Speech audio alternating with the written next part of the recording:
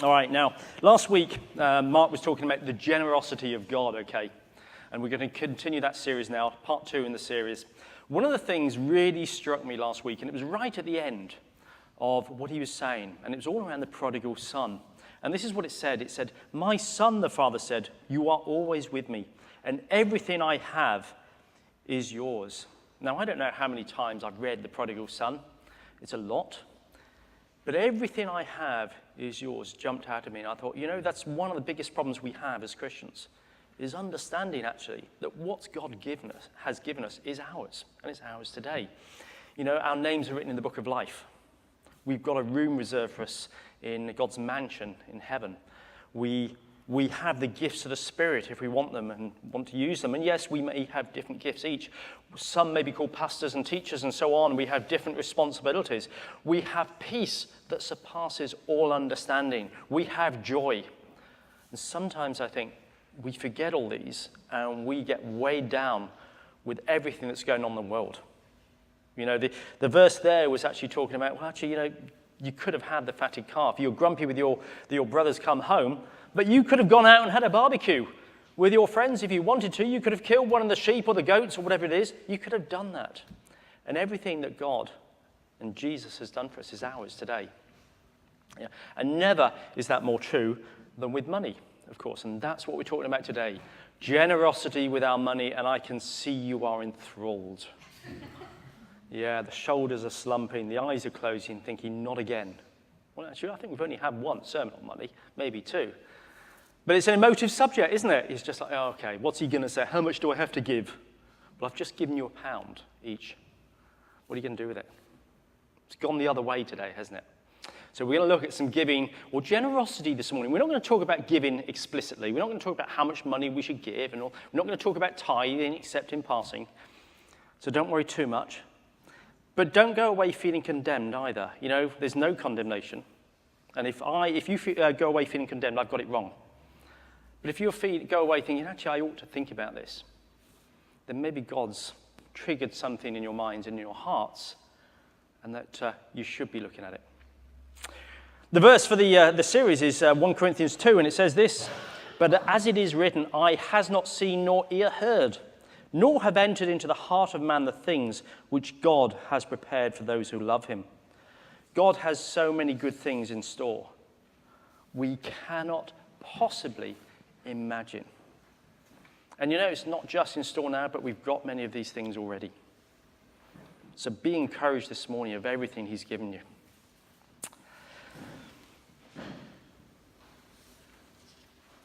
Generosity is subtly different from giving. And the reason for that is, we all know the verse, I'm sure, the love of money. That's the love of money, not money itself. The love of money is the root of many kinds of evil, or of all kinds of evil, depending on which version of the Bible you're reading at the time.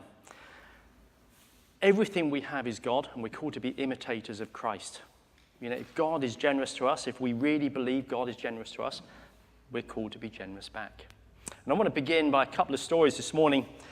And one of them is around a strongman in a circus. You know how many years ago they used to have strongmen in circuses? And he's going through his act, and he's showed everybody in the audience how strong he is. And his finale is to get a lemon and squeeze it. And he says to the audience, I'll give anybody here £100 if they can squeeze another drop out of this lemon. And this old lady walks up, staggers up, bent over a little bit, her wrinkly, bony hands all there. And she takes the lemon and she squeezes a whole teaspoon out of it. And everybody's amazed. But he gives her £100 as he said he would. Now, outside of the tent, he goes, "How did you manage to do that?" And she said, "It's very simple, it's practice. I've been the church treasurer for 42 years. Now, can I just say, before I get lynched by our treasurer over there, he's only been in it a year, it might take a bit more practice. Oh, sorry, Pete. All right, there's another story. That one was a funny one. This one has some element of truth in it, shall we say. Okay, a dad and his son are driving along the road, and his son says, "Dad, I'm a bit hungry. Any chance that we could get some food?" And Dad says, "Yeah, of course we can." So they pull into the service station, and there's these two yellow Archie things out there, and they go in, and they order a burger and fries. And they're sitting down over the table, they're chatting, they're having a nice, relaxed time, father and son bonding, you know how it goes. And the dad thinks, oh, gee, I'd like a chip or a fry. And he reaches across to take one from the son. He said, Dad, they're mine, keep your hands off them, go and get your own if you want them. And that puts a bit of a dampener on the conversation. And the drive home, there's not much conversation, and the dad there is thinking, my son doesn't get something here. He doesn't understand that I was the one who gave them to him, and I could just as easily take them away if I wanted to, or not give him any more in the future. He also doesn't understand that I could give him so many platefuls and bags of these fries if I felt they were good for him. He said, there's something wrong. And I thought, isn't that a great analogy, really, for sometimes how we are with God? Everything in this world is God's. We might have a few things, a few nice things. We may have an extra pound this morning. We may have a car or a house or houses, or it doesn't matter what it is. But everything still belongs to God. And, we can't take it with us, can we? Let's face it. There's only one thing we can take with us. And I was thinking about that and thinking, it's quite a good analogy, really, of what we can be like with God sometimes. We go, I want to know, God goes, just like another fry from you. And we go, no. This is mine, God. This is mine. I earned this in my job or however we did it. We're often called to be rivers, not ponds. Have you ever heard that analogy? Yeah? Rivers, not ponds. Ponds, if they don't have oxygenating plant in them or water coming in or pumps and things like that, ponds go stagnant very quickly and they start to smell. And that's how we can be as Christians if we're not imitating God and being generous with everything we have. Our time, our possessions, our money, and ourselves. Just what we're like as a person. Generous in forgiving people, for example. How many of us are generous in forgiving people? Actually, don't like Vicky. She said something nasty to me the other day. How often we build up resentment. And that was untrue, by the way, okay? I made that up just before anybody thinks Vicky said something to me. But how often we allow things to dwell in us that become bigger and bigger, and we magnify them. And it's you might have heard the story of if I gave you half a glass of water, I haven't got one here to hand, but if I gave you half a glass of water and said, can you hold this for 5 minutes? You can hold it there for 5 minutes, no problem. But if I said you've got to wait there for 2 or 3 hours, it's going to get heavier and heavier. Or several hours, it's going to get heavier and heavier. And the weight of the glass hasn't changed with water, but it's how long we're holding on to things for. And that's like we are with problems. We can hold a problem for a few minutes or a few hours, maybe even a day or two, no problem. But if we keep going with that problem, it gets longer and longer and heavier, and it burdens us down more and more. So forgiveness and getting rid of these things, being generous to others, even when they've hurt us, is really important. Anyway, that's a bit of a sidebar to what we're really talking about here, and money. Rivers, ponds go stagnant. Rivers, they're flowing, and they've got oxygen coming in them. What comes in goes out. And somebody once said, look, he said, I shovel everything I've got over to God, and he shovels it all back. He's just got a bigger shovel. And I thought it was quite a nice analogy, really, for giving, how God often blesses us with things. The more we give to God, the more he gives back. And that's not the reason for giving. We give back to God because we love him.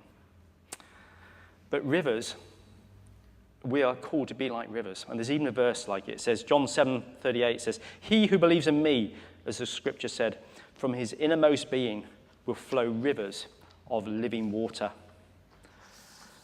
He who believes in me, from him will flow rivers of living water. Isn't that wonderful? That's what we're called to be like. And the Holy Spirit in us is like spiritual oxygen. The more we allow the Spirit to dwell in us and give it out, the more oxygenated we become, the better we become, and the more people see God in us. So, 2 quick questions. Who should we be generous to? And what should we be generous to? There's 2 examples, really, that I want to talk about this morning. One is to other people. That's not surprising, is it? And then the other is the church. And we're going to look at a couple of verses around that. So what about giving to other people? Matthew 5:42 says this, give to him who asks you, and from him who wants to borrow from you, do not turn away. Give to him who asks, and from him who wants to borrow, which I always think is an interesting one because we don't talk about borrowing much and lending. We talk about giving all the time. But give to those who ask and who want to borrow from you. Now, Leviticus, written rather a long time before this, the book of Matthew, says this, it expands on it. It's Leviticus 25. It says, if one of your brethren becomes poor, now notice brethren, so that's fellow believers, okay? If one of your brethren becomes poor and falls into poverty among you, then you should help him like a stranger or a sojourner, which is basically a traveler, somebody passing through, that he may live with you. Take no usury or interest from him, but fear your God, that your brother may live with you. You shall not lend him your money for usury, nor lend him your food at a profit. Just think for usury, just think profits, basically. Interest, if you like. So if you're lending to people, don't charge them interest. You lend them the money, they'll pay it back. That's the expectation. That's how these things work. And actually, it's a great analogy for God, because he gives us these things. Actually, he lends them to us, really. They're his regardless. We just take custody of them on earth. And he expects us to, pay him back, really. Anybody heard of payday loans? Anybody seen the advert on TV? Yeah? Anybody know how much interest they charge? No. 1,000 to 6,000%. 1,000 to 6,000%. And the payday loans you take out during the month, and then you're expected to pay them back when you get your pay. At the end of the month, let's say, or 2 months or 3 months or whatever. 1,000 to 6,000%. Typical bank loans, 5%, 25%, something in those sorts of areas. And the numbers fluctuate a little bit. 1,000 to 6,000%. And Leviticus here says, if one of your brethren becomes poor and falls into poverty among you, then you shall help him. Wow, like a stranger or sojourner, like somebody who's not a brethren. Doesn't that say a lot for what we should be like as a church if one of us falls into poverty? And these things happen. That things go wrong. We lose our jobs. We suddenly have huge bills. And we can become poor very, very easily. Through no fault of our own, might I add. And as a church, wouldn't that be awesome? That somebody, if anybody here has ever had to take out a payday loan or has now, wouldn't it be great if, as a church, we could lend them the money with the expectation they'd pay us back, but at no interest rate. I have no idea how Pete sorts that as treasurer, but that's a different issue. That's his problem. And by the way, what God isn't saying here, he's not saying walk down the street and throw pound coins or notes everywhere. This isn't a carnival where we give people the money as they go past. This is to those who are in need and those who ask. The whole premise here is to helping those who are down and out. It's the widows and the orphans, if you go back to the Gospels and Acts and so on. It's helping those in need. Now, in the Bible, there are also some examples of extreme generosity. Now, everybody heard of extreme sports? Jumping out of aeroplanes, extreme kayaking. I think Andy does extreme kayaking. It's his day to be picked on as well. And his instructor, if you want him to take you down the rapids of Malmesbury. Okay, the gently flowing stream of Malmesbury with a few weirs in between. Extreme giving. There's some great examples in the Bible of extreme giving. One to other people. Well, actually, there's two examples to other people, and there's one to the church. So let's have a quick look at that. And one is Acts 2 and Acts 4. They both give similar types of examples, but we're just going to read one. We'll read Acts 4, 31 to 32 and 34 to 37. And it says this. It says, now the multitude of those who believed were of one heart and one soul. Neither did anyone say that any of the things he possessed was his own, but they had all things in common. Nor was there anyone among them who lacked, for all who were possessors of lands or houses sold them and brought the proceeds of the things that were sold and laid them at the apostles' feet. And they distributed to each as anyone had need. Now that's extreme giving, isn't it? Anyone who had houses and lands, they sold them so that everybody could have the proceeds. Nobody lacked for anything. And we could get into a deep theological discussion around this. Acts 2 says a very similar thing, sold all their possessions and so on. And in both, you start to see God working. God's blessed them with the Holy Spirit. It's not long after the Holy Spirit's come to them. And God is really stirring up the new believers here. Sell what you have. And it doesn't say sell everything you have, by the way. Can I just say that before we'll go, no, I'm scared now, I don't want to believe. It doesn't say sell everything. It sells those who had lands and houses and so on. Maybe you've got lots of fields you can sell. Maybe you've got lots of houses you can sell. Maybe God's not calling you to that right now. You know, there's a lot of examples in in real life, if you like, real life. Bible's real life, but in life today, where people felt, yeah, I've got to sell my car, my third car, because I need to give it to such and such. Yeah, and that's what I'm calling extreme giving this morning. It doesn't mean we all have to do that, but we should certainly be helping those in need. And many years ago, and Caroline and I felt it was right to give £1,000 to a children's charity. We were supporting at the time, and we didn't have much money. We had about £200 more than that in our account. But we thought it was right, and it was in financial difficulty. That £1,000 hardly made a dent in it, to be perfectly honest. But it was awesome to see how God rewarded that obedience. And, you know, that might have been 2% or 5% of the debt. But God took that 1,000 and somehow multiplied it, and the debt went down rapidly.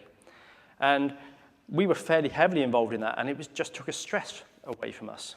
I don't ever remember getting thousands of pounds back, you know, 10, 30, 100-fold, or anything like that, but it didn't matter. And I don't want to go out from here either. You think, well, I'm boasting about our giving. There's people here who've given a lot more. I was just trying to give an example of how God takes things, small amounts, and then uses it. Whether it's £1, whether it's 1,000, whether you've sold lands or houses or cars and things like that, and given to those in need, as I know many people have. The second example of extreme giving is back in Exodus 36, and for anybody who has a building fund, that would be us. This is a great example. Did I say that out loud? Yeah. Yeah. For anyone who has a building fund, this is just a great example of extreme giving to the church.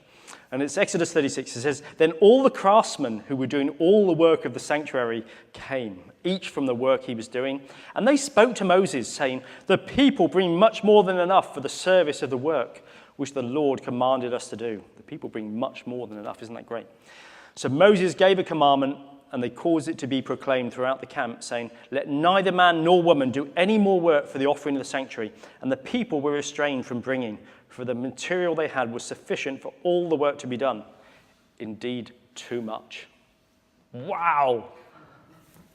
They were restrained from giving any more because there was too much for what we needed. I love those verses. I often think about those verses, about how I am, actually. And do I give? And how much do I give? Do I give too much? Can't really do that. But isn't that awesome from a church perspective? You know, let's say you needed £1 million for land and buildings, and we end up with more than that. It's like, don't give any more. That's not the message. Don't cut that bit out and leave that alone, okay? The message is always give more from the front, isn't it? But I just think, you know, that one is a really touching thing, that people were giving so much. You know, one of the things we often think about, I think, is what are the benefits of giving? And one of the things I read this week is that the world is catching up with the Bible, which I love. The world is catching up with the Bible. And apparently, if you even think about being generous, it stimulates your brain. And it gives you a better sense of community. It makes you happier and more positive in life. Isn't that wonderful? It changes you just thinking about giving. And then when you actually go and give it, well, you're putting your thinking into practice, and it multiplies it even more. All this wonderful research we hear about every day, you know, it's slowly catching up with the Bible. Being generous is a good thing for us from a worldly perspective. Being generous from a Christian perspective is even better. 2 Corinthians 9 says, "But this I say, he who sows sparingly will also reap sparingly, and he who sows bountifully will also reap bountifully. So let each one give as he purposes in his heart, not grudgingly or of necessity, for God loves a cheerful giver. And God is able to make all grace abound towards you, that you, always having all sufficiency in all things, may have an abundance for every good work." If you turn to the person next to you, don't do this, okay? Because it's going to be a stranger in some cases. If you turn to the person next to you and said, "You can tell me one of two things. You're a bit stingy, or you're very generous," what would the answer be? You know, we all want to be known as generous, let's be honest. None of us want to be known as stingy. But which would it be? You know, you get these surveys sometimes, and they often give you 5 options. It says, totally agree, slightly agree, neutral, slightly disagree, totally disagree. Well, I'm not doing that this morning. I'm giving you 2 options. How do you see yourself? Slightly stingy, or very stingy even, or very generous? How would other people see you? Again, it's only a question you don't need to answer, or certainly not to me anyway. It's just an interesting thought, isn't it? I know the reason I brought it up was I know a family. They're good Christians. They know their Bible inside out. They know it far better than I do. They can point to chapter and verse. But they've got one major hang-up, and it's money. And it's their safety net. They're not selfish, particularly in the normal sense of the word. They'll be there to help you. They'll go to hospitals and visit and pray. But their hang-up is money. And they're on good wages. They're on very good wages. But that's their hang-up. Sometimes the more we have, the more we want to hold on to.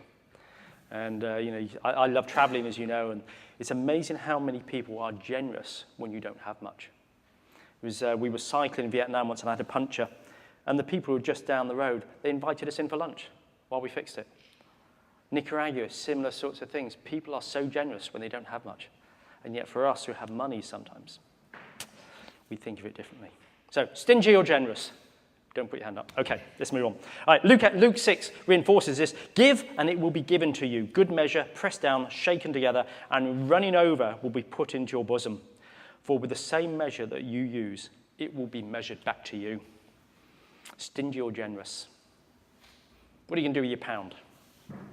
That's a tough one, isn't it? It's not much, let's face it. It's just designed to help people think. The more we give, the more God will give back to us. And as I said, that's not the reason to give. The reason we give is because God gave his life for us, and we want to come and give him our praise and our worship, and he loves us and we love him back. But nonetheless, there are benefits to giving and to being generous.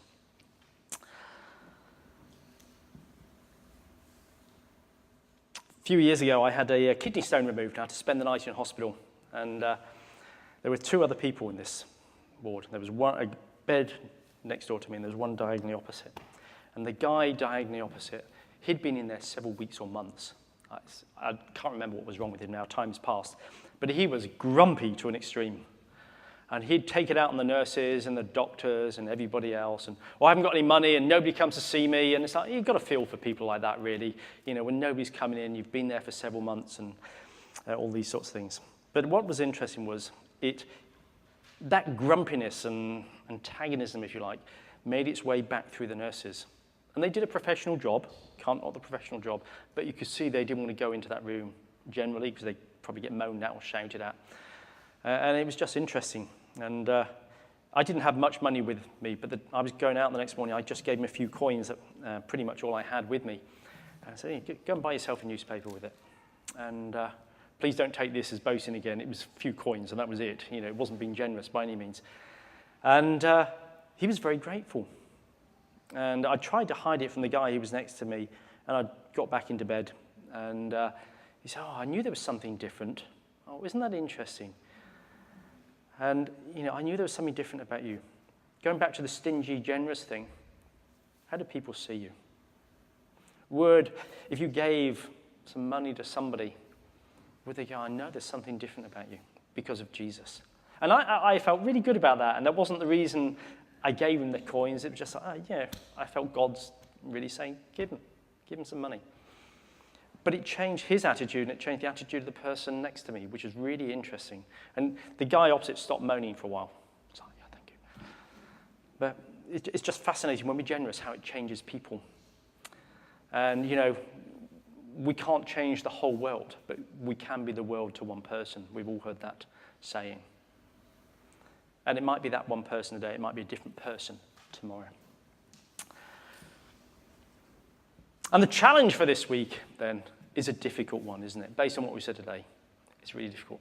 How can I do more with my money? How can I be more generous with my money? Where can I give? Can I give it to the person in the shop? Anybody heard of the pay forward thing at some of the coffee shops, Starbucks, things like that? I think that's lovely. And it's a non-Christian thing where you go and you buy your coffee.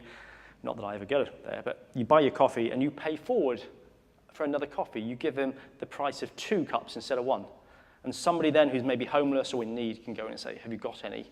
Can I have a coffee, please? I think that's lovely. How can we be more generous? There's all sorts of different examples in the Bible and in the world. You can go and look at them on the internet. Just little examples of how to be generous a little bit more. So let me close with this. Do you want to be happy? Do you want to be positive? Do you want to have a better sense of belonging? Be imitators of God. Be imitators of Jesus, who has given everything for us. Be more generous than you are already. And I'm sure, by the way, there are people in this room who are incredibly generous already, and they're reaping the benefits. Be seen as being a generous person. And the Bible tells us this to close in 2 Corinthians. It says, but since you excel in everything, see that you also excel in this grace of giving. Amen.